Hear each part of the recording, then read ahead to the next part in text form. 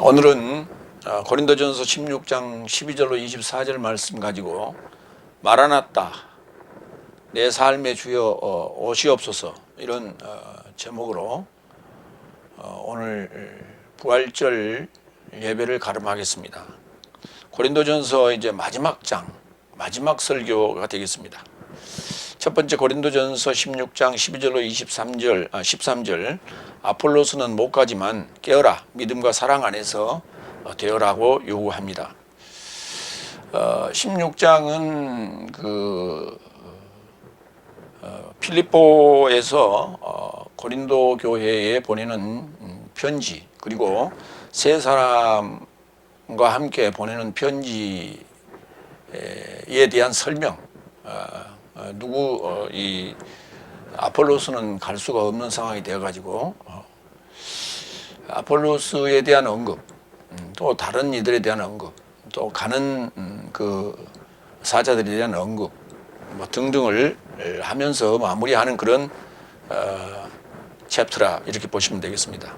첫 번째 12절로 13절까지.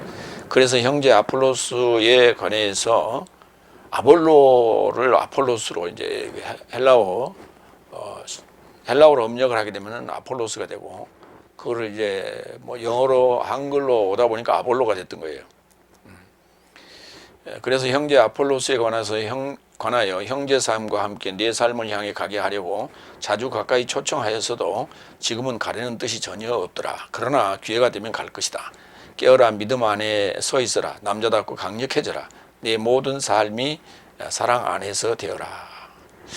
여기 이제 자주 가까이 초청하였다라는 단어가 칼레오라는 단어가 초청하다는 단어고, 파라는 가까이 또는 곁에 이런 뜻이 됩니다. 그러니까 이제 자주 접촉했다 그런 얘기가 되겠죠. 그리고 뭐 권면했다 이런 얘기, 뭐 위로하다는 단어로 쓰이기도 합니다. 파라칼레오에서 이제 파라클레토스 보혜사라는 단어가 만들어지게 되죠. 아폴로스는 지금 갈 수가 없다, 갈 의향이 없다. 글쎄요, 뭐 파울로스의 어떤 심부름 같은 그런 기분이 들어서 안 갔을런지 모르죠. 아폴로스에 대해서 좀 보겠습니다. 아폴로스라는 단어가 이제 우리가 잘 아는 거 아폴로 11호 미 항공 우주선 이름이 아폴로 11호 아폴로입니다. 그 아폴로스가 파괴자라는 뜻이에요. 어떻게 보면은 지구 밖으로 나가는 달 탐사선으로서 첫 번째 어떤 대기권을 돌파해서 이 지구를 벗어나서 달이라는 위성에 안착하게 되는 그러한 어떤 파괴적인 그런 사건의 우주선이죠. 그 이름이 아폴로스이지. 사도행전 18장 24절. 그런데 아폴로스라는 이름으로 알렉산드리우스 족속이요 이성적인 장정인 또는 남자 어떤 유대인 에페소스에 이르고자 도착했는데, 어떤 유대인이 에페소스에 이르고자 도착했는데, 그러니까 아폴로스가 도착을 했는데 에페소스에 성경 사할 만에 능한 능력자라. 이 자는 주의 길을 강히 받은 바 있어서 영어로 뜨겁게 전하며 주에 관한 삶을 자세히 가르치나 요한네스의 세례만을 정립한 것이었다. 그러니까 겨우 요한네스 세례 정도 알고 있는, 그 이후의 사정에 대해서는 잘 알지 못하는 사람이었다. 이름답게 파울로스와 전도 여행 때 이제 마가와 함께 저쪽으로 갈라져서 가는 그러한 일들이 있었죠. 사도행전 19장 1절도 볼까요? 그리하여 아폴로스가 코린토스 안에 있을 때에 파울로스가 윗지방 삶을 거쳐서 에베소스에 이르고자 와서 어떤 제자 삶을 만나게 되었는데, 아폴로스가 코린토스하고 깊은 인연이 있었다는 것을 사도행전 19장 1절에 언급하고 있어요. 그래서 거기서 가르치고 사역했던 대목이 나오죠. 그 결과가 고린도전서 1장부터 이제 언급되는 그 파당에 대한 얘기가 등장하죠. 막 그런 문제로 고린도전서를 썼기 때문에 아폴로스는 안 가고 싶었을 거예요. 아마 상황이. 고린도전서 3장 4절로 7절 보면 왜냐하면 어떤 이는 언제든지 말한다. 실로 나는 바울로스의 소속이다. 다른 이도 나는 아폴로스의 소속이다 하니 네 삶이 육적 삶이 아니냐. 그런즉 바울로스는 누구며 아폴로스도 누구냐. 주께서 각자에게 주신 만큼 오로지 봉사자의 삶이요 저 삶으로 인하여 내 삶이 믿었다. 나는 심었고 아폴로스는 마시게 했으며 오로지 하나님은 자라게 하시더라. 그는 심는 자나 마시게 하는 자는 아무것도 아니요 오로지 자라게 하시는 이는 하나님이시다. 이제 이런 내용으로 이제 결론을 짓죠. 그래서 봉사하는 삶이지 누구의 그 계파를 따지고 계를 따져서 파당을 나누는 건 타당치 않다, 정당하지 않다, 막 이런 내용입니다. 그래서 깨어라 믿음 안에서 그리고 사랑 안에서 남자답게 강건해져라, 강력해져라 이렇게 요구합니다. 고린도전서 13장 13절에 이제도 믿음, 소망, 사랑 이 세 삶이 머무나 사랑은 이 삶보다 더 위대하다. 그래서 믿음, 소망, 사랑에 대한 내용을 자주 언급하는 대목이 고린도전서다 이렇게 볼 수가 있습니다. 그러니까 바울로스가 고린도 교회, 아가야 지방에 있는 고린도 교회에 대해서 상당히 애착을 가지고 있는 것을 우리가 알 수가 있다 이렇게 볼 수가 있어요. 그리고 또 이제 덧붙여서 얘기하겠지만 이게 지금 3차 전도 여행의 과정에서 필립보에서 고린도에 사람을 보냈다가 그리고 이제 거기 다시 필립보를 거쳐서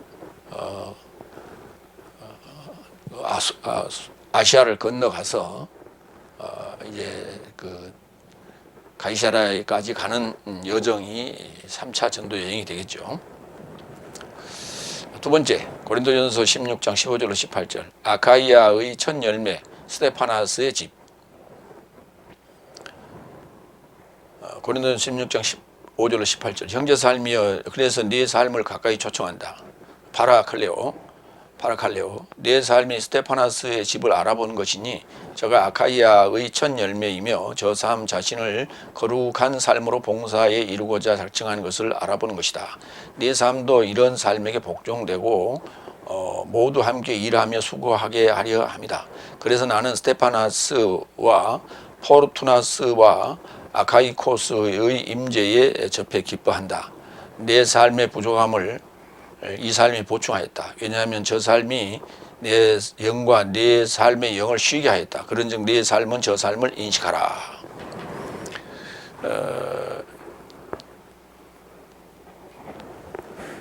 이 세 사람의 이름을 언급을 합니다. 세 사람의 이름을 언급을 합니다. 그래서 나는 스테파나스와 포르투나토스와 아카이코스의 임재에 그 임재란 단어가 파루시아란 단어예요.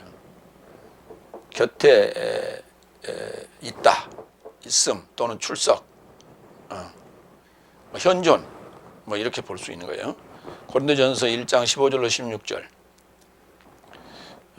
이는 누구도 내 이름에 이르고자 세례받았다는 것을 언급하지 못하게 하려 합니다. 그러나 나는 스테파나스, 멸류관이라는 뜻이죠. 이 집도 세례를 베풀었고 나머지 다른 누구를 세례 베풀었는지 파악한 것이 없다. 세례 베푼 거에 대한 이제 그 인원들에 대한 언급을 합니다. 그러면서 스테파나스가 이 아카이아 지방의 고린도 교회의 첫 열매다. 아카이아의 첫 열매다. 이렇게 얘기를 합니다. 그러니까 이제 그 근거가 고린도전서 1장 15절 16절에 세례를 베풀었다라고 하는 아주 충실한 성도요. 또 봉사자로 그렇게 일하기로 작정을 했던 자라 이렇게 볼 수가 있어요. 그래서 그들과 함께 더불어 일하기를 바란다. 고린도후서 1장 1절로 2절도 볼까요? 하나님의 뜻으로 인하여 예수스 그리스도스의 사도 파울로스와 및 형제 티모데우스는 고린도스 안에 있는 하나님의 교회와 온 아가야 안에 있는 모든 거룩한 삶과 함께 내 삶의 하나님 아버지와 주 예수스 그리스도스로부터 네 삶에게 은혜와 평화여라. 그 이제 고린도 후서 두 번째 이제 서신을 보내면서 언급한 내용이죠. 그러니까 아가야 지역을 얘기하는 거고 거기에 도시인 고린도스, 그래서 같이 묶어서 얘기를 하는 거예요. 첫 열매라는 단어를 아파르케라고 하는데 예수님을 이제 고린도 15장의 부활장에서 예수님을 잠자는 삶의 첫 열매다 이렇게 언급을 했죠. 그래서 첫 열매 그러면 예수님으로만 이제 우리가 언급을 하게 되는데 계시록 14장 4절도 볼까요? 오늘 여기 지금 아가야의 첫 열매라고 이제 이 스테파나스를 언급을 한 것이 있고요. 계시록 14장 4절도 볼까요? 이 삶은 여자에 결합하여 더럽혀지지 않은 삶이다. 왜냐하면 저 삶이 처녀 삶이다. 이 삶은 희생양이 어디로 인도하든지 그와 동행하는 삶이다. 이 삶은 사람 삶으로부터 하나님과 희생양에게 첫 열매로 사들여졌다. 이렇게 얘기합니다. 이제 뭐 일반적으로 얘기하는 14만 4천 들을 얘기하는 것이죠. 네 번째 17절. 그래서 나는 스테파나스와 포르투나토스와 아카이코스의 임재에 접해 기뻐한다. 내 삶의 부족함을 이 삶에 보충하였다. 그러니까 파울로스를 대신해서 또 아폴로스를 대신해서 성도들을 양육하고 다독이고 가르치고 돌보는 일을 이 세 사람이 했다, 이런 얘기가 되겠습니다. 스테파나스는 면류관이라는 뜻이고 포르투나토스는 행운이라는 뜻이고 아카이코스는 아가이아의 어떤 소속, 아가이아의 어떤 뭐 그걸 이제 소속이라고 하니까 그거를 이제 노예였다 또는 종이었다 이렇게 언급한 데도 있어요. 아카이아 소속이다. 그러니까 오늘 지금 저기 5절 6절에서 언급하기를 아카이아와 그리고 코린토스에 대해서 얘기를 하잖아요. 그러니까 고린도스한테 보내는 편지가 이제 핵심이에요. 그러면서도 아카이아 지역에 스테파나스가 이제 고린도 교회에 지금 영향을 주고 있고 봉사를 하고 있다. 그 다음에 아카이코스도 소속이 아카이아 소속이라는 얘기예요. 그래서 이제 뭐 어느 지명을 얘기를 안 했습니다만은 그렇게 그 고린도 지역의 안에 있는 그 도시 안에 있는 사람들과 그 다음에 아가야 지방에 그걸 싸고 있는, 그러니까 예를 들어서 이제 서울 또 경기도 이렇게 되겠죠. 경기도와 서울을 포함해서 얘기했다 이렇게 볼 수 있는 것이죠. 빌립보서 1장 26절. 이는 다시 내 삶을 향한 내 임재로 인하여 네 삶을 향한 내 임재로 인하여 내 안에 계신 그리스도스 예수 안에서 네 삶 자랑이 풍성하게 하려 합니다. 내 임재, 내 출현, 내 임재, 내 현재 존재하는 어떤 그런 개념, 그걸 파루시아라고 하는 거예요. 그래서 어쨌든 현존하는 것, 보여지는 어떤 옆에 함께 있는 것, 곁에 있는 것, 뭐 이런 걸 얘기하는 거예요.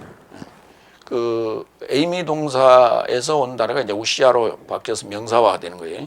그래서 존재, 출석, 뭐 이런 뜻이에요. 그러니까 곁에 있다 이런 뜻이에요. 임재, 옆에 있는 거야. 다섯 번째 18절. 왜냐하면 저 삶이 내 영과 네 삶의 영을 쉬게 하였다. 아나파우오. 그런즉 네 삶은 저 삶을 인식하라. 이 아나파우라는 단어가 있고요.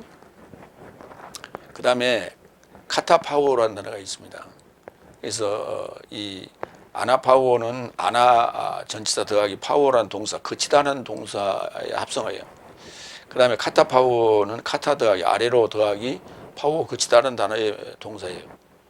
그리고 이제 그렇게 해서 명사도 만들어지죠. 그러면 이제 아나파우, 오늘 여기 쓰인 데가 이제 나의 영을 쉬게 하였다 그랬는데, 마태복음 11장 28절 한번 볼까요? 수고하고 무거운 짐진 삶은 모두 나를 향해 오라. 나도 네 삶을 쉬게 할 것이다. 여기 쉬다라고 하는 단어가 이제 파워만 써도 그치다 쉬다라고 할 수가 있어요. 그런데 아나파워라 했거든요. 이건 뭐냐면 등산하는 입장으로 생각을 하십니다. 등산하는 게 올라가는 게 훨씬 힘들죠. 끙끙거리고 짐을 짊어지고. 그래서 어떤 탐구적인 하나님을 향해 올라가는 그런 상황에서 그친 것을 그렇게 가다가 이제 쉬는 것 그렇게 그것을 아나파워로 하는 것이고, 그 다음에 카타파워라고 하는 것은 하산하는 거예요. 또는 이제 내려가는 거니까 이제 고통적인 어떤 측면도 있어요. 그것을 그치는 거예요. 그래서 그건 뭐냐면 멈춘다. 올라가는 것은 이제 다 했다 이런 얘기가 되는 것이고, 그치는 것은, 그다음에 아래로 내려가다가 그치는 것은 그건 이제 멈춤이다 이렇게 했어요. 그래서 아나는 등산, 카타는 하산, 그 개념으로 이해하시면 돼요. 그럼 이제 카타파워를 한번 볼까요? 사도행전 14장 18절. 이런 삶을 말하여 저 삶에게 제사를 못하도록 무리 삶을 간신히 멈추게 했다.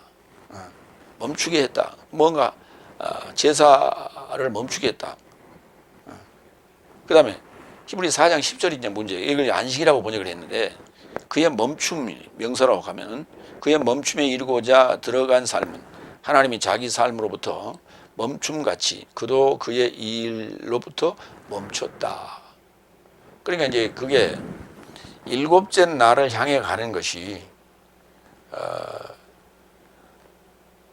그 사탄적인 요소들은 내려가는 길이고, 그 다음에 빛의 요소는 올라가는 길이에요. 그러니까 그것이 멈췄다라고 할 때 일곱째 날에 이제 더 이상 뭐 내려갈 데가 없으니까 멈췄다 이런 얘기가 되는 것이죠. 그래서 그걸 안식이라기보다는 멈췄다라는 단어로 번역하는 게 맞겠다 이렇게 말씀을 드립니다. 세 번째, 서로 무난하라. 마라나타. 고린도전서 16장 19절 24절. 마라나타, 주여 내 삶의 주여 오시옵소서, 이런 뜻입니다. 그래서 마라나타라는 단어가 사용된 데는 고린도전서 16장 23절 딱 한 군데 이 단어가 쓰였는데 아람어를 그대로 음력한 것이다 이렇게 기록이 돼 있어요. 그리고 이제 그것을 풀어서 기록해 놓은 데는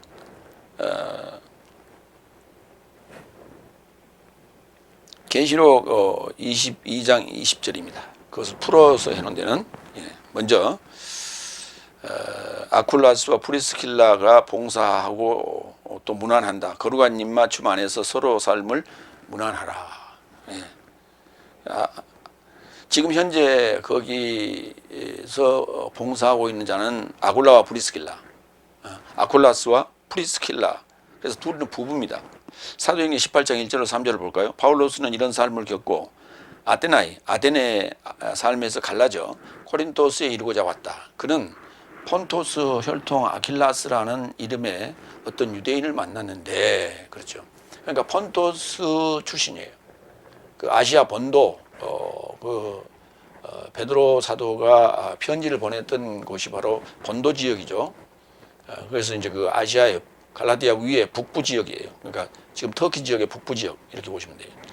본토스 혈통 아킬라스라는 이름의 어떤 유대인을 만났는데, 로메에서 유대인 사람 모두를 갈라놓게 될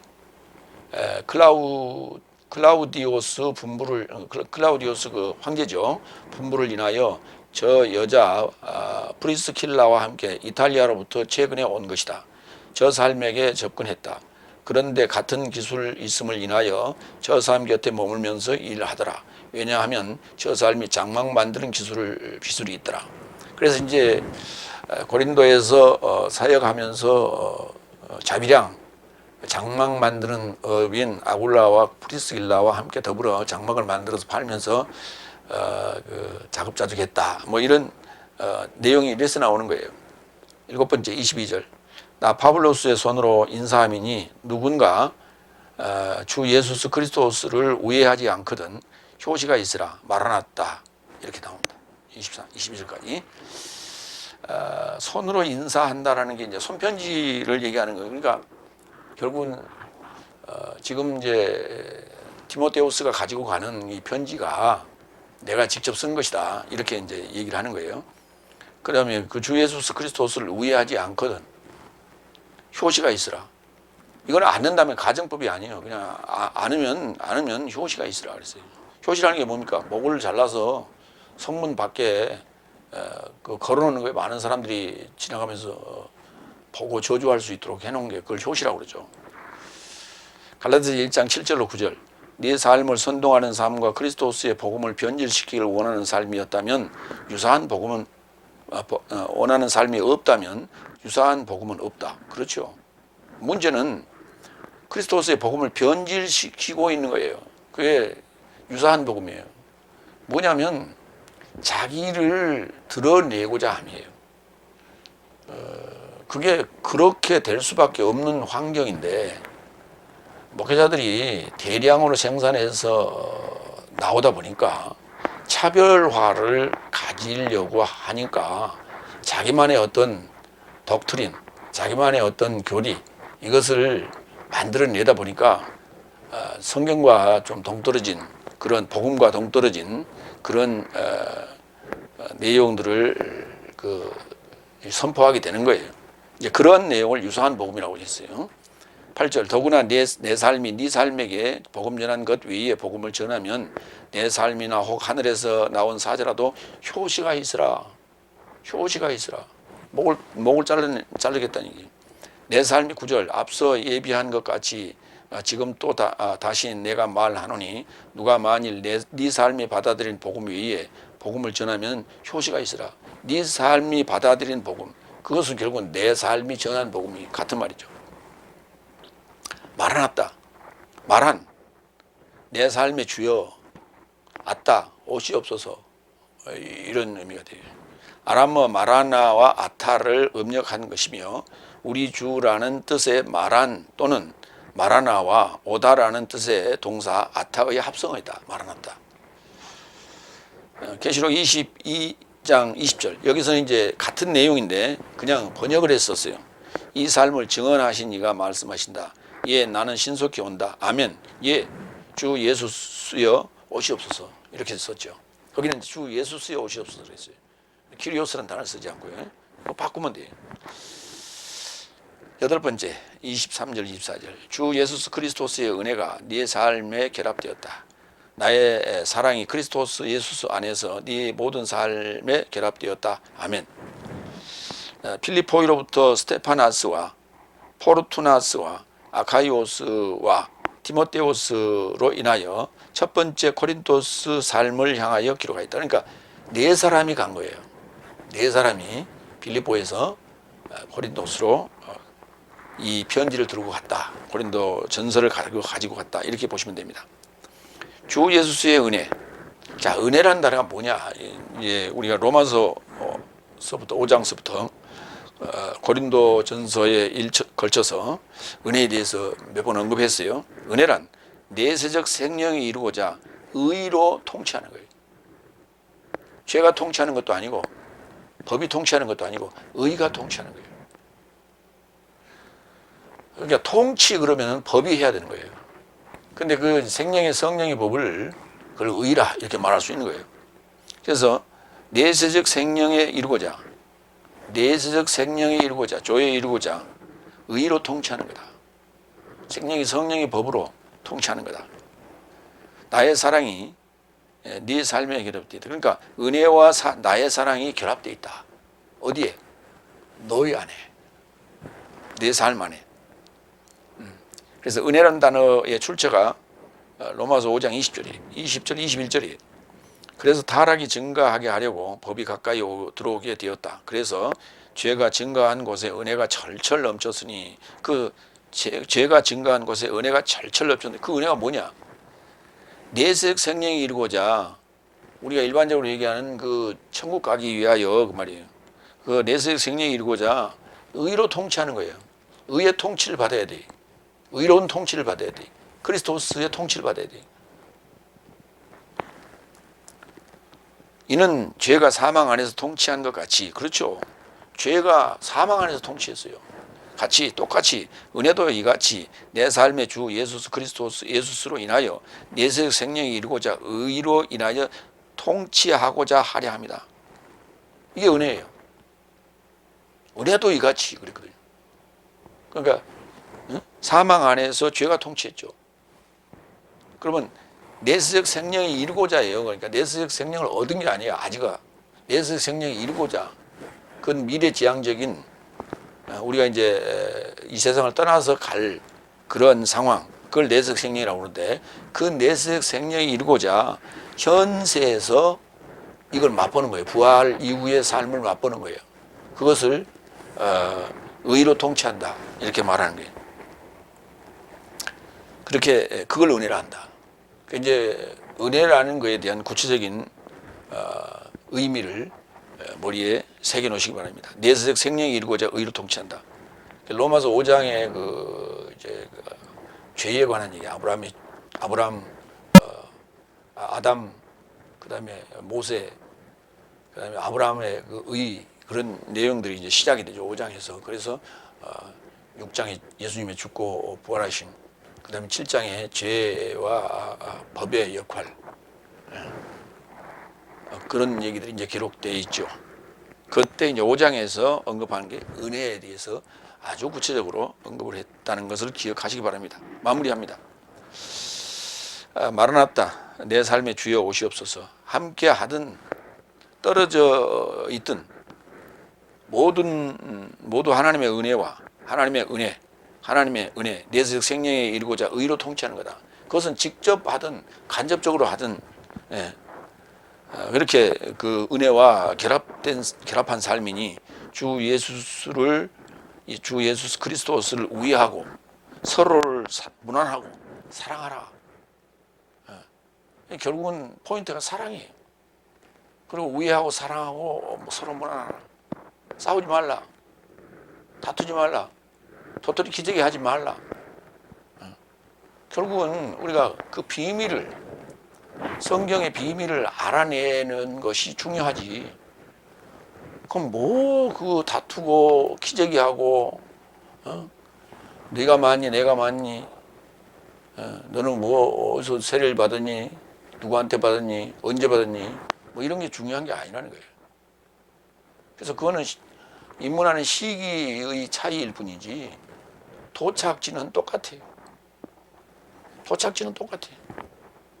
지금 누가 먼저 어떤 방법으로 도착하느냐 하는 것이 관건이다. 그래서 먼저 된 자가 나중 되고 나중 된 자가 먼저 될 수 있다 그랬어요. 그래서 우리가 고린도전서에 기록된, 고린도전서가 어떻게 보면 굉장히 급하게 성장한 다섯째 날, 여섯째 날 교회예요. 그러니까 넷째 날, 다섯째 날을 아주 급작이 거쳐서 여섯째 날 교회로 성장한 교회다. 그렇게 급작이 성장을 하다 보니까 거기에서 이제 부작용이 좀 있고, 체험적인 요소들이 좀 부족하고, 그래서 경험이 적으니까 그런 이제 불찰이 조금 있었던 것이죠. 만약에 이제 그래서 고린도 교회는 굉장히 중요한 게, 고린도 교회, 이 아가야 교회를 중심으로 해서 이탈리아, 로마에 복음이 전해지는 아주 중요한 거점 도시다. 거점 도시다. 그래서 이 복음의 거점 도시, 중요한 게 이제 아시아의 거점 도시, 그게 이제 에베소서예요. 그리고 육지로 건너가는 그러한 건너가서 마게도니아의 거점 도시 빌립보예요. 그런가 하면 아가야 지방 쭉 내려와서 아테네 지역으로 내려와서 그 아가야 지역에는 고린도 교회예요. 그리고 이제 배를 타고 건너가면 바로 이탈리아 로마가 옆에 있죠. 그래서 거점 교회들을 주로 언급하고 있다. 그중에 이제 빌립보 교회도 있죠. 데살로니가 교회도 있고. 그러나 이제 중요한 거점 교회는 에베소서와 그다음에 빌립보와 그다음에 고린도 교회다. 이렇게 말씀을 나누고, 다음 주부터는 이제 고린도 후서로 들어가겠습니다. 기도하겠습니다.